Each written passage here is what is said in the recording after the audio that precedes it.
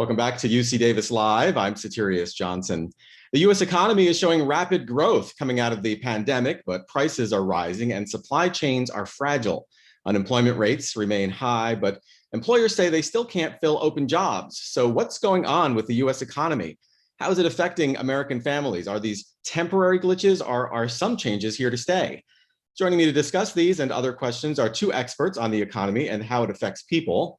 Oscar Jorda is a professor of economics at UC Davis and senior policy advisor to the Federal Reserve Bank of San Francisco. He specializes in macroeconomics, central banking, and monetary policy.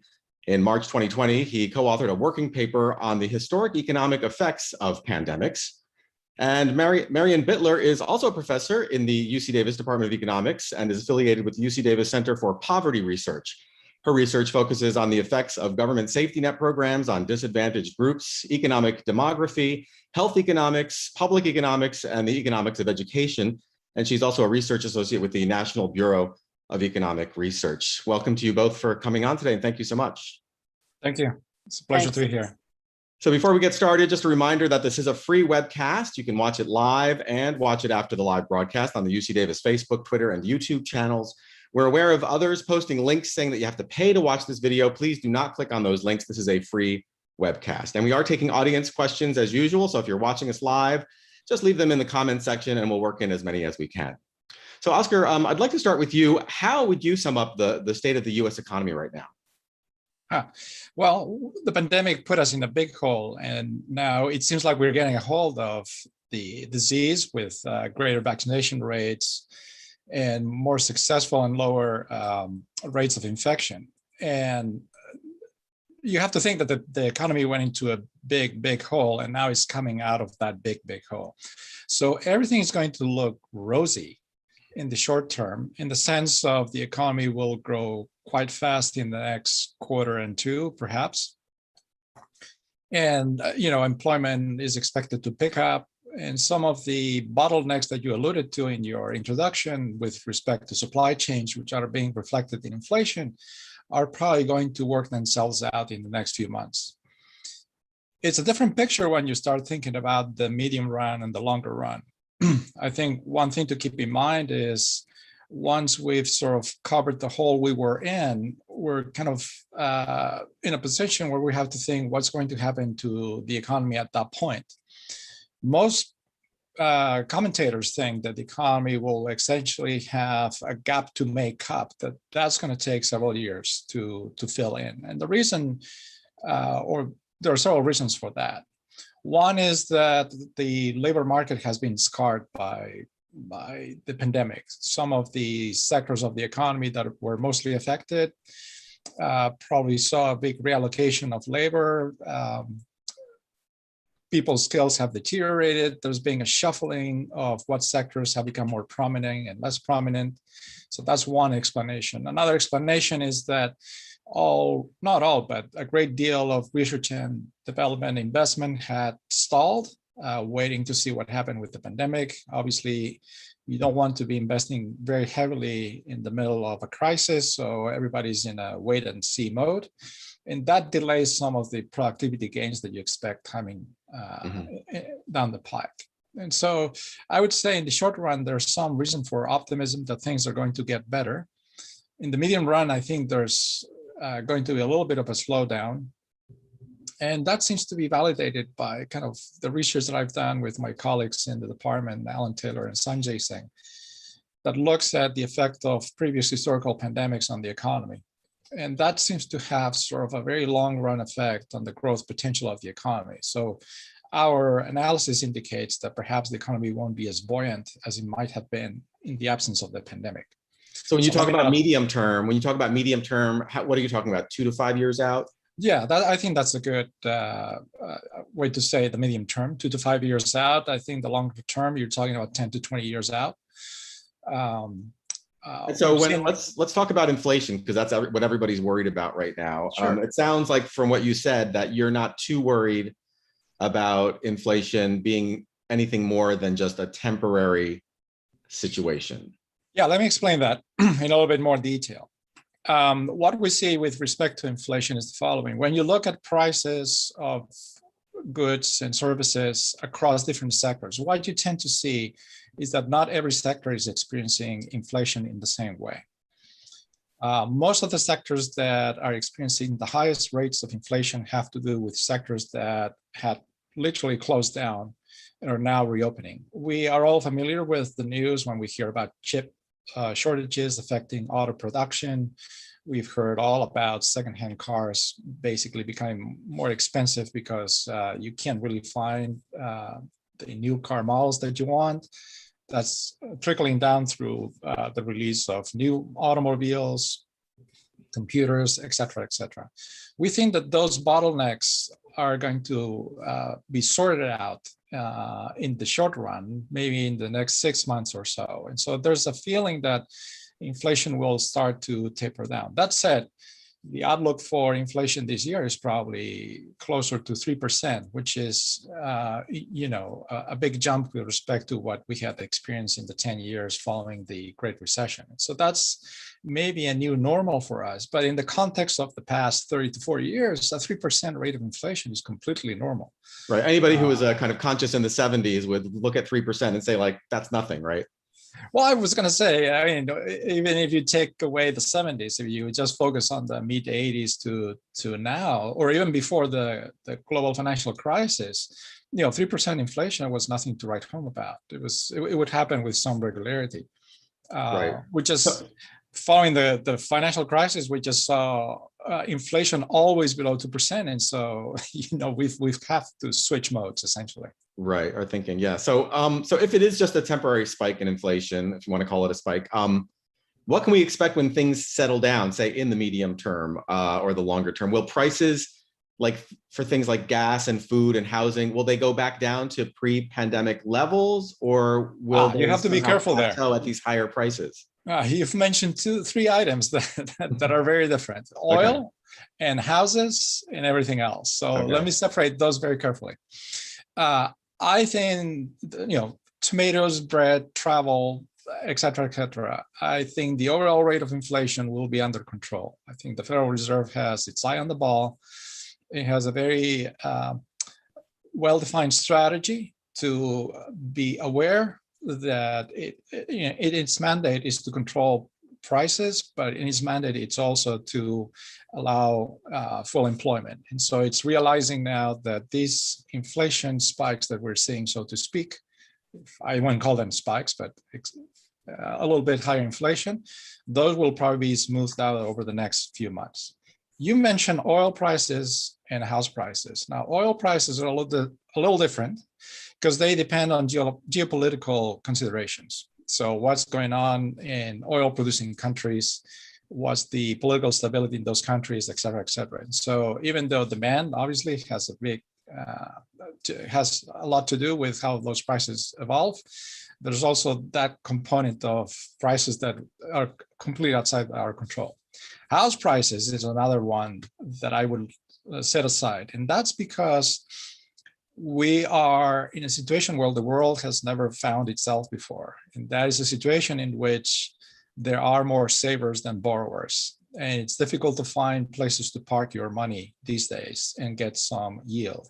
And one place that's being popular is houses. And I think you can think about the financial crisis as that realization that there wasn't a place to obtain yield, and sort of getting leverage and buying houses and then basically renting them out or selling them was a good investment. And I think we're seeing a little bit of that again, except that this time, what we're seeing as well is that banks are much, much more cautious as to whom they lend.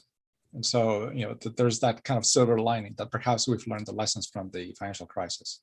Right. So do you expect, and of course, nobody can really predict the future, but as far as projections go and probabilities, do you expect prices will kind of go back down to pre-pandemic levels for these sectors, or will they kind of stay high and then just increase the inflation at the inflation rate that's lower? So before I make that prediction, let me make something clear for the audience that perhaps it's obvious, but sometimes we forget. There's a difference between the prices of tomatoes being high and the prices of tomatoes increasing. So this is what I mean. So, if you buy a pound of tomatoes and you pay $20, that's high. But if it's $20 month after month after month after month, there's no inflation on the price of tomatoes. Right. So inflation refers to the fact that the price of tomatoes today is, let's say, $2 per pound. Tomorrow is $3. The day after is $4. The day after is $5, etc. That's inflation. So when we think about the rate of inflation, it's about that general rate of increase in prices. And so the factors that we think propel inflation forward are essentially waning down. Aside from the supply chain restrictions, the other aspect that perhaps you will touch on later is the employment slack that we see in the economy. So the economy has been battered by the pandemic in the sense that a lot of people have had to stay home. Some have lost their jobs. Some are choosing to stay away from their jobs. As things normalize, there is a considerable amount of slack in the economy, which makes me think that these inflation pressures that we are seeing now are going to they're going to come down to the levels that we saw perhaps before the pandemic. So that would be my prediction, is that within the next 6 months to a year, we're going to see inflation rates that are more consistent with the experience that we had going into the pandemic. Right. And so are you saying between that and the supply chain kind of working its way out of its problems, that prices will probably tend to come back down on most items and most things? Not so much come down as stop increasing. Okay. So you're saying that basically we're at this level now, we're at this level that this is it. And so now we're just worried about how much more it'll go up as far as the inflation rate. Okay, the prices are up. I just want to remind viewers that we are taking questions. If you're watching us live, just leave them in the comments section and we'll work in as many as we can. Marian, what's the picture for American families as the economy recovers? Well, certainly things are also looking up on that dimension, at least along the things that we can measure from, which it's harder to get real-time data on some things than others. But so, for example, from the Census Household Pulse Survey, they've been asking about rates of things that are connected to food insufficiency, and those rates have gone down considerably since April. So, for example, in April, it was around 23% of families with children were facing some inability to get the food they wanted or enough of the food they wanted. And those numbers have gone down a fair amount, but they're still somewhat elevated. So while there's been a lot of recovery, as Oscar mentioned, there are still some people who are suffering. And I think one important point to make also is that, we have experienced a lot of kids being out of school for a whole year. And although we don't have a lot of evidence in the US setting of events like this, everything we know about when kids suffer learning loss is that this could be something long run, which it takes a while to work itself out from. I think the other important policy piece to remember is, at least in some places, eviction bans are still in place. And so there are families that may face shocks going forward when those things finish up. And then finally, as you probably are going to refer to, there's also some variation in states deciding whether or not they want to continue participating in additional unemployment insurance from the federal government. And so, different states have made different choices about that. Some states are already off of the extra unemployment benefits, and other states like ours are probably likely to stay on until the payments expire in September. Right. Well, I was going to ask what the impact of these various, stimulus payments and aid programs that have been introduced by the federal and state governments have had over the past year. It sounds like they've had a positive impact. It sounds like from what you just mentioned. Is that so across the board? Across the board is a little difficult to say, but for most people, yes. So for the least targeted benefits were the economic impact payments. There have been 3 of those. The first one was slightly less broad in its targeting because any family where a member had an ITIN number or was unauthorized to work, the whole family was unable to get those payments. But since then, they've been relatively untargeted. Some people had to file for them, and so it took longer for those people to get them. And I think this speaks to an urgent policy need we have going forward. Make it easier for the government to find people when it wants to give them money. It shouldn't have taken people filing in order to get these benefits. The second There was also a huge responsiveness in the UI system, both through existing programs and through these new programs for people who would have been ineligible otherwise. But as everybody's familiar, it took states a while to ramp up to handle this. And this is a problem we face in almost every recession.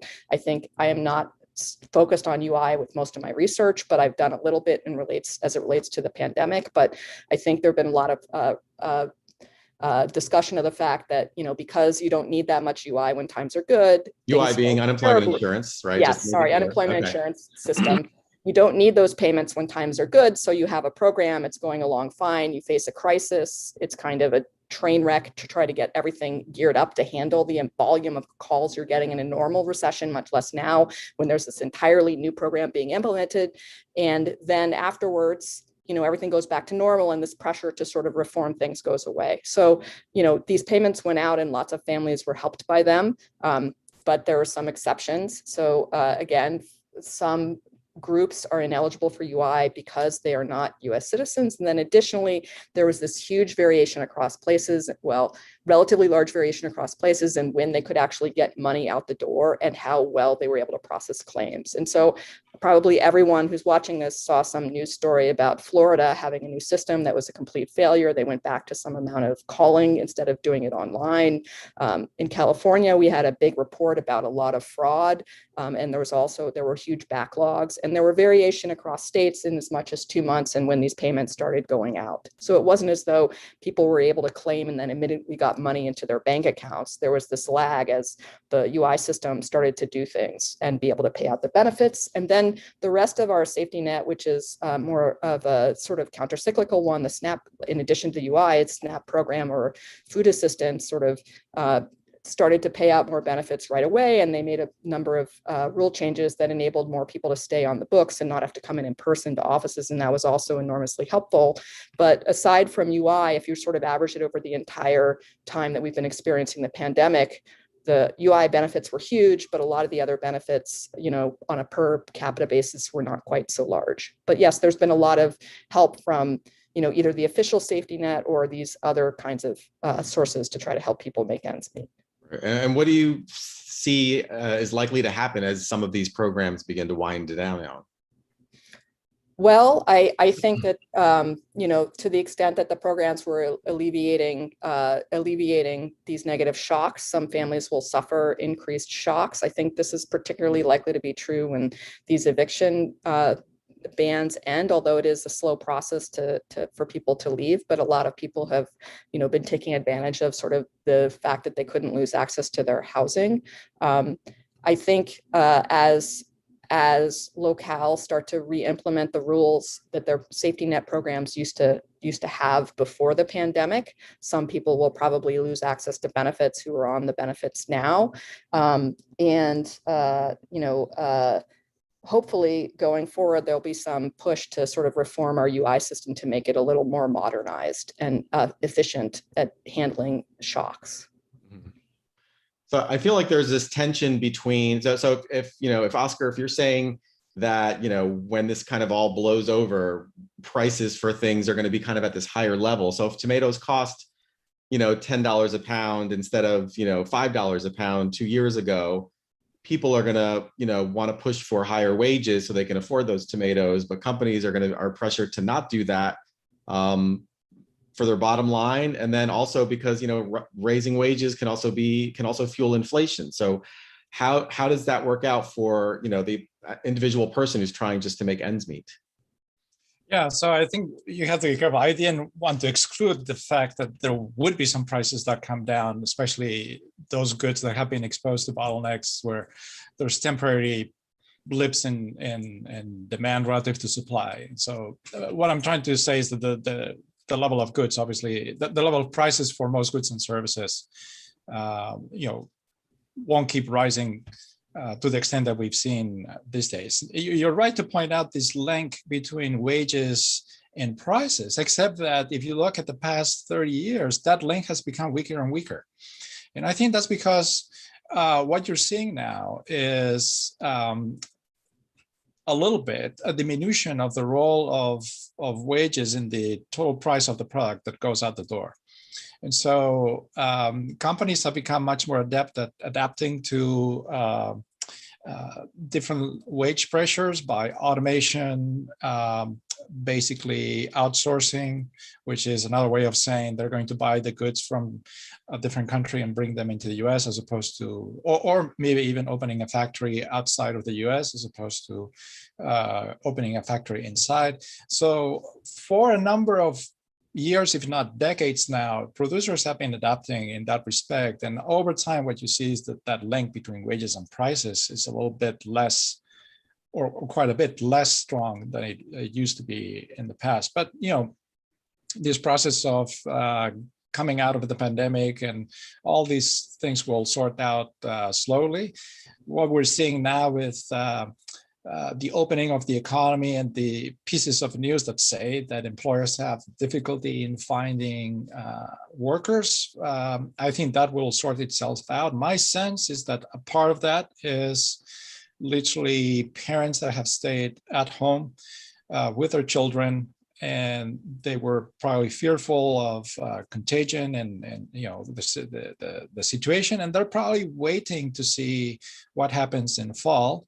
And probably with the assistance that they got from the government, they have the luxury of waiting just a few months before going into the labor force in full effort. And so what you're seeing is workers being choosier because they have that space to, or that time to really find out a job that suits their needs and it fits their you know their family basically. Mm-hmm. So I think this is all for the good. Marian, do you have any thoughts? I mean, I think I would just add that in addition, you know, it's not as though it's as easy as it might have been in previous years to find camps for your children. So there are probably still families that are facing these childcare pressures in addition to just wanting to wait until things work out, but also just not having access to a place to send their children. So I think that is an important consideration. So do you think that there are going to be any long-term changes in the economy or labor market because of the pandemic? Oscar, let's start with you. That's what most people think. And I think that's probably true. I mean, when the pandemic started, I was slated to teach in the spring quarter. And I think it was maybe the week or two before I was supposed to start teaching that we were told this was going to be done online. And I've never heard of Zoom before. And I had to prepare my course and prepare video lectures because some of my students actually were foreign and were not allowed to come back into the country. They might have gone for spring break back to their countries, and all of a sudden travel was restricted. What I'm trying to say is that in an extremely short period of time, we saw a huge amount of adaptation through technology to remote working that I think was as big as an experiment as we've suffered in the past 50 years in the way we conduct ourselves when we work in the workplace. And I think most of the talk that I hear is about how we're going to be spending more time at home working remotely relative to going to the office. And I think that's going to mean a lot of things in terms of retail prices, prices for office space in cities, what it's going to mean for commuting and so on. It's still pretty much in the open, but you know, for example, the conversations that we have in the department about something as simple as seminars. It's like, well, you know, the Zoom thing really works well. It allows us to contact people who are further away that we might not actually invite because it would be too costly. People who are more prominent, who might not have the time to spend a full day, but you know, might have the time to do a Zoom call or a Zoom webinar, and we can all benefit from that. And so those are definitely changes that I expect to see. On the flip side of that, as I was mentioning earlier, I think the stoppage in research and development investment that tends to happen whenever the economy tanks, I think that has slowed down a lot of the probably technological advances that were already in the plan. You saw it in the introduction of new automobile models. You saw it in a number of other product lines. You know, producers are not eager to release their new products right at the time when nobody's going to the stores or not always willing to buy anything. And I think that's going to trickle down much more slowly. We're going to see it at a different time horizon. So, there's going to be big changes, I think, in the way we conduct ourselves in the workforce. But there's a lot of uncertainty still as to what's going to happen. Marian? I agree with almost everything Oscar said, if not everything. I think also this is going to force us to revisit this idea that, schools are not also providing childcare in a way that I think was not as salient to a large share of people before this all happened. I think there has also been this realization that there are some kids for whom virtual school is better, and some states already had an online version, like North Carolina had an online district before this, but there's increased demand amongst some families for this. I think in terms of the move to virtual work, I think some of the tech companies are coming out with their new policies, and some of them are going to have a you can work from anywhere kind of policy, but it seems more the thing that at least I've read about some of the tech companies in our area is, I mean, in the Bay Area, I live in Berkeley myself, is, you won't have to go in as much, but you might still go in some. It's not an entirely decoupling from the physical office. And I think, I would also say this also fits for what Oscar was saying about seminars. It's, we could certainly have seminar speakers come who might not come to Davis under normal conditions. But I think, at least for me, I certainly got less out of all of these online Zoom seminars than I ever get out of stuff in person. And I think my students would probably concur that this huge experiment in online learning, probably taught us that we're not quite ready to get rid of the in-person version. Right. How does this economy, or how does this, what we're going through now compare with previous times when the economy has had to recover from a pandemic or other crisis? I feel like what we're going through right now is unique, but obviously you're able to maybe compare it to previous crises. How does it compare? Yeah, I think one way to think about it is to compare it with a war, where you have similar casualty rates. And so what's different between a war and a pandemic? And, sorry to sound a little pedantic about economics 101, but war, what you have is a destruction of capital alongside with a destruction of lives, meaning workers. And so the balance between workers and capital, in a sense, remains roughly constant. And at the end of the war, you have this huge reconstruction effort that goes on. What that means is that what you see is basically the price of capital relative to labor goes up, and interest rates as a consequence go up. In contrast, in a pandemic, what you see is exactly the opposite. What you have is a destruction of life because of the disease, but nothing happens to the capital structure. Nothing has happened to our machines. Nothing has happened to our buildings. Nothing has happened to all the resources that we put under the umbrella of capital when we think about it. So what has shifted a little bit is that labor to capital ratio. And so what happens in previous pandemics, or what has happened in previous pandemics, is that shift has tended to result in higher wages and lower interest rates. The price of labor goes up relative to the price of capital. And you can see that already happening with this shortage of labor, although I think those are probably more temporary and not longer lasting. Now, what's different about this pandemic with respect to others are a number of features. Primarily, one is that this pandemic has primarily affected workers that were either retired or close to retirement. And you see what has happened in terms of labor force participation of individuals who were close to the retirement. There's been a blip in people who have exited the labor force. Now, will they come back? It's still unknown, but it seems like they might not. They might stay outside. So that would be consistent with what we've seen in previous pandemics, in which you have sort of that shift in the labor to capital ratio. There's another feature that's kind of unique, and I was mentioning it briefly earlier. In the history of humanity, we've never been in a position where, in a sense, population growth is starting to stall and we're becoming grayer. That's certainly happened very quickly in advanced economies, but it's starting to happen also in emerging economies. What does that mean? That means that, in a sense, the shift between who wants to save versus who wants to borrow is tilting towards savers. More of us wants to save because we're worried about retirement. There's fewer young people who need to borrow to buy their first home and so on. And so that ties in with this already long-standing trend where we have seen real interest rates come down worldwide. And it's coming at a time where the pandemic is also going to hit us along those dimensions. And so it's going to be very interesting to see what happens in the next decade or so in that respect, because these two forces are pushing very hard on interest rates down the line. So we'll see. It's very interesting. Mm-hmm. For an economic historian, this is fascinating. Well, do you have any thoughts? Either of you have any thoughts on the Biden administration's infrastructure, proposals as far as spending goes and how that will affect the economy?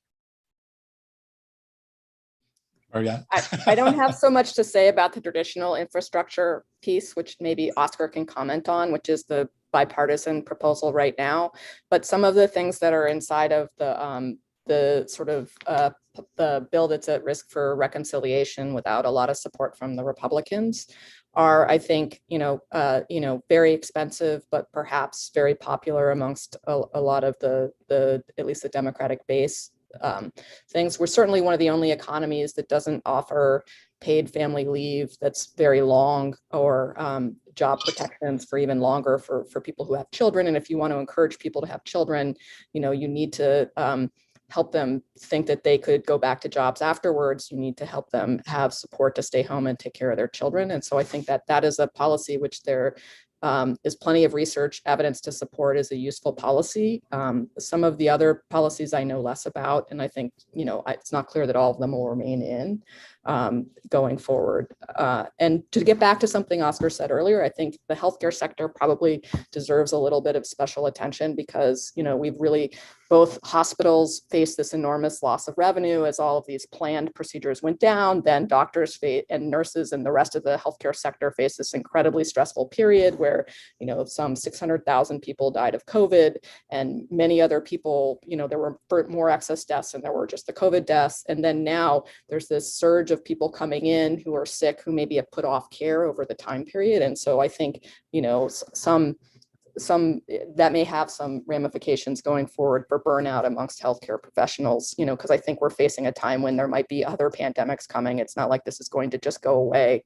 Obviously, it might take years for everybody to get access to vaccines in the world. And we're facing some states where not that many people are getting vaccinated.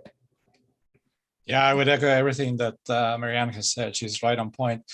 I think what I fear is that we will not learn the lessons of the pandemic. What I would hope would happen is that we think about making the economy more resilient. I think some of the issues that came about from the pandemic is just how fragile supply chains are, how much we've allowed basically the fact that we can import raw materials cheaply, or even intermediate goods cheaply from other countries, and we have neglected, in a sense, big chunks of our own economy.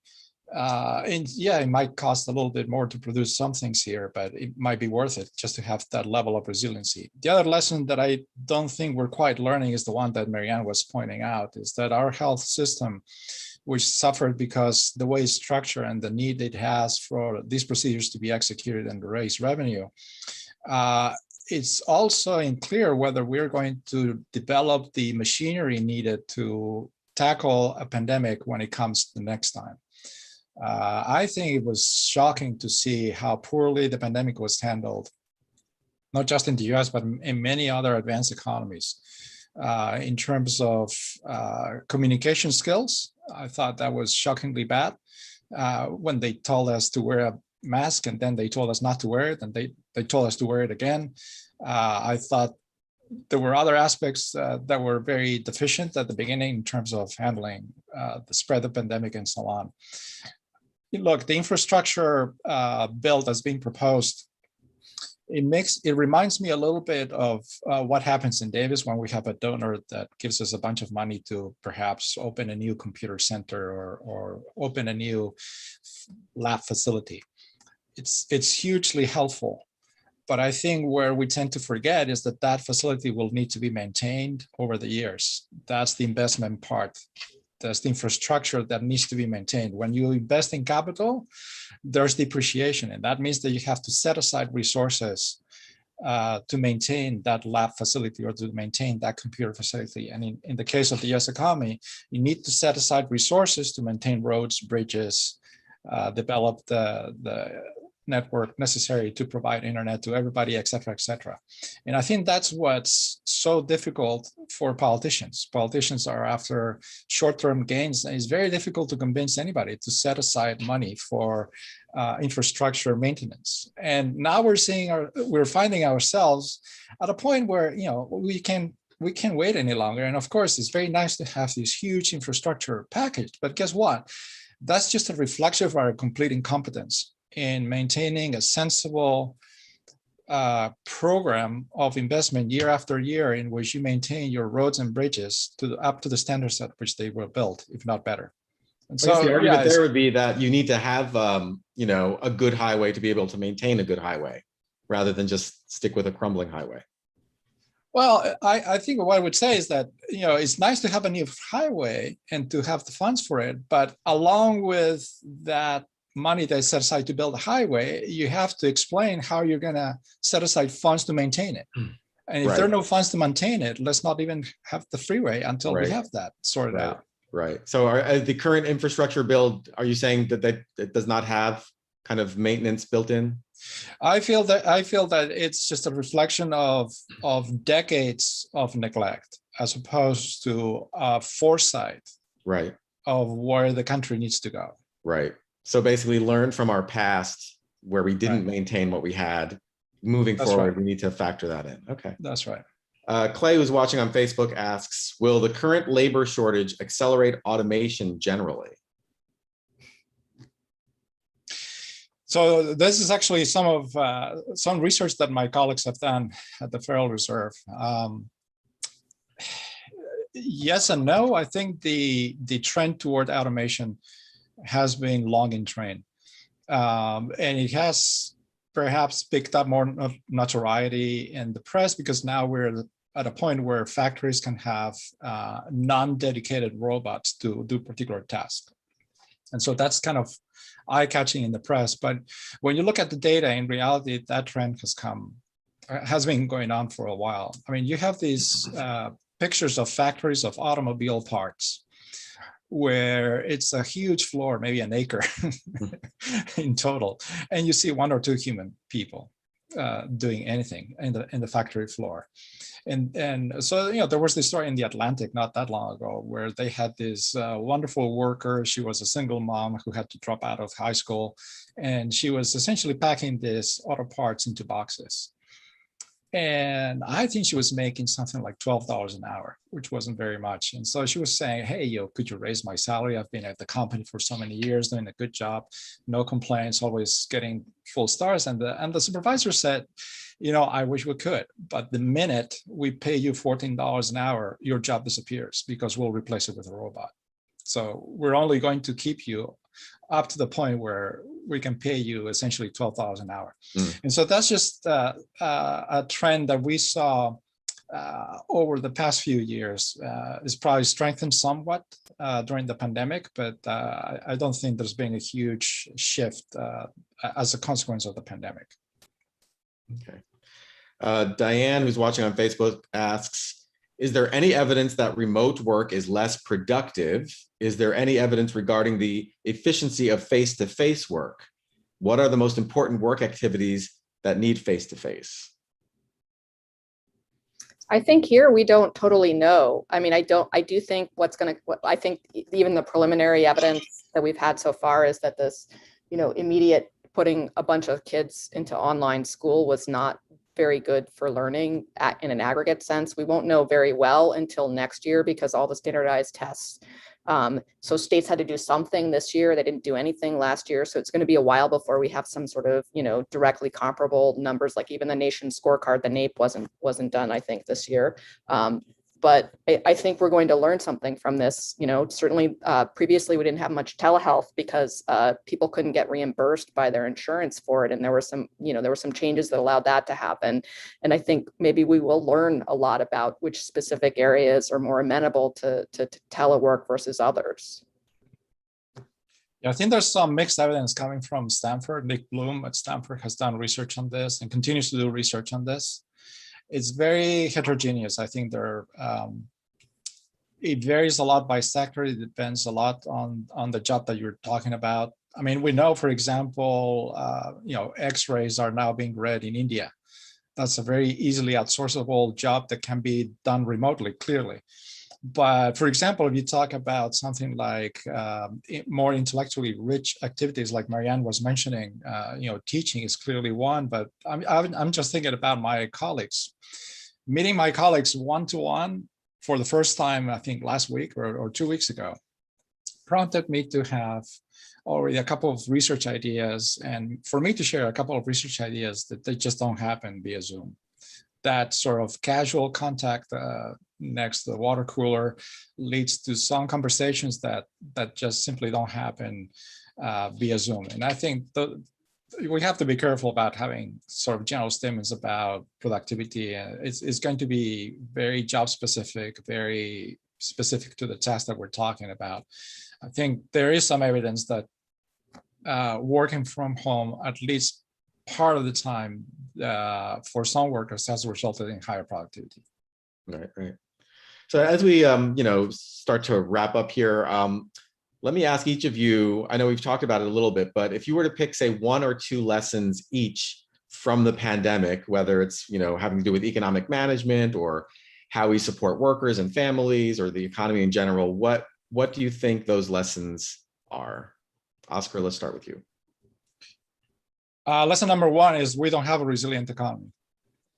And I think that there's a battle between resiliency and efficiency. Obviously, from the point of view of efficiency, meaning keeping prices down and having high quality and so on, what you want to do is follow up the general trend of outsourcing and sort of separating tasks and having really sophisticated supply chains that basically extract every single unit of efficiency out of the system to produce better at a lower price. And we all benefit from that. So I don't want to dump on that point of view. We've obviously, poor people benefit a lot when they can buy the same goods for less price. At the same time, nobody likes to buy insurance, but insurance is necessary because every now and then you do have a bad event. It is nice to have the insurance when that bad event happens. And so that's the one lesson that I think we're not quite learning. I don't think when I say about resiliency, I'm not only talking about the private sector, thinking about how it goes about its own business. I'm thinking also about the public sector. How does it provide resources to individuals who are in need? A lot of the measures that the state and the government implemented to support families in need during the pandemic, while courageous and quickly implemented, they fell into a great deal of criticism because there were, obviously some people who benefited that might not have needed the money. And I think that's just a reflection of the inefficiency with which a lot of the social programs are implemented, which just don't have the appropriate social infrastructure to deal with each individual case. I mean, Marianne was mentioning earlier just how difficult it was to set up the computer systems to deal with the flow of unemployment insurance claims and how people had to go to a website that was collapsing. All that seems at odds with us being an economy that's working in the 21st century with the computer age and things like that. It's shocking to see how poorly we manage something that should be relatively by now updated. And so I think those are the 2 lessons that I would take from my side. And obviously the health infrastructure is dismal. So I think that's one that requires great help. Marianne? So I think the big weaknesses that we saw with the safety net over this, which is the sort of area I focus on, were sort of slow timing and benefits getting out, modest magnitudes, and holes in eligibility and take up. And I think there are 2 big lessons.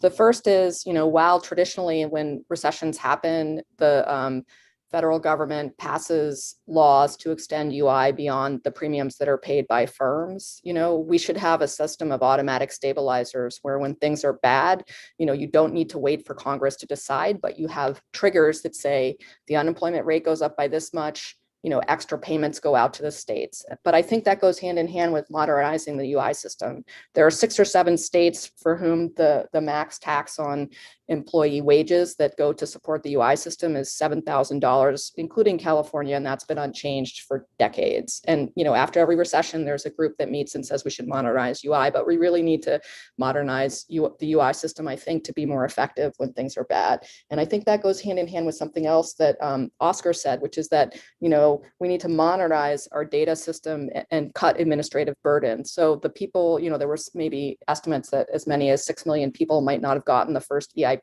because they had to file for it and they didn't know about it. And, with our modern economy, we should be able to find a way to have the different groups who know about people be able to get the money to them right away. And people who filed their taxes recently, they got payments right away. Other people, it took weeks and weeks for this to go out. And it just seems unconscionable that that's the way that our system works. And I think we had this evidence-based policy movement that has not completely, not everything it proposed in the act has been implemented, but I think implementing all of that and having more data be available for making sure these payments go out would only help in situations like this. Okay. So before we go, let me ask you one more question each. For people who are worried about the economy, what would you say to them?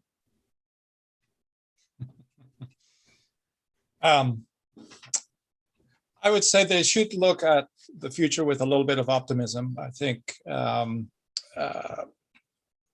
we see evidence that the economy is picking up steam. There's a lot of road to be made. There were big holes that were left from the pandemic, and there's going to be a great deal of enthusiasm to fill those holes, and that means opportunities to find better jobs, opportunities to have an economy that seems to be firing in all cylinders. And so, let's hope that the new variants of the virus remain under control and the economy can remain open throughout the next few months and if not years, and that we can resume activity the way we knew it before the pandemic. So I feel somewhat optimistic. The lessons that we've had to learn over the past year and a half almost have been pretty dramatic, but I think we're starting to, at least in some dimensions, learn those lessons. And I think we have to look at the future with some optimism. Mary? I agree with Oscar. I think that, while some early parts of the pandemic maybe didn't go as well here or in any of the other advanced economies as you might have expected, there's been immense success with getting vaccines out to those people who want them. And I'm hopeful that going forward, some of these reforms will happen and we'll be in a better situation the next time something like this happens. All right. Well, this has been a really great conversation. Thank you so much for coming on today. I know a lot of people are worried about their finances and the economy, so it was really great to hear that you definitely have a positive outlook, both short term and going forward from that. So thank you so much for coming on today and sharing your insights. My pleasure. Thank you. Oscar Jodat is a professor of economics at UC Davis and senior policy advisor to the Federal Reserve Bank of San Francisco. And Marian Bittler is a professor of economics as well. She's also affiliated with the UC Davis Center for Poverty Research. Thanks for joining us today. UC Davis Live will be going on hiatus for the rest of the summer. We'll be back in September, and we hope to see you then. I'm Satirius Johnson, and this is UC Davis Live.